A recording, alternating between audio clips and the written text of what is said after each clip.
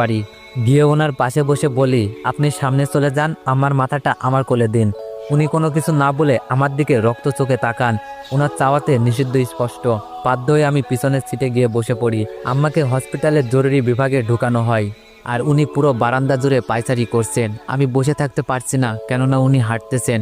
এই অবস্থায় যদি আমি বসে আরাম করি তবে উনি হয়তো আবারও কষ্ট পাবেন।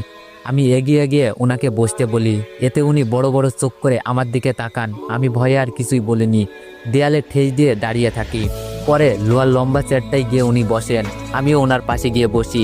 হাতটা এগিয়ে ওনার কাঁধে রাখতে মন চাইছে, কিন্তু ভয়ে এগোতে পারছিলাম না। মন চাইছিল ওনার বুকে মাথা রেখে কতক্ষণ কান্না করি।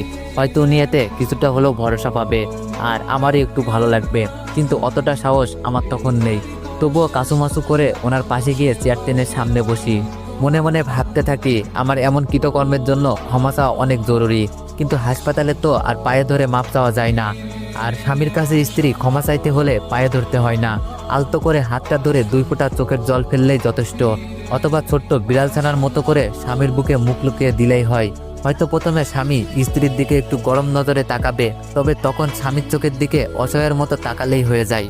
একটা লম্বা সময় নিয়ে কোনো মেয়ে যদি তার প্রিয় মানুষটার চোখের দিকে তাকিয়ে থাকে, তবে সেই ছেলেটা যত রাগী হোক না কেন, সে অবশ্যই গলে যাবে।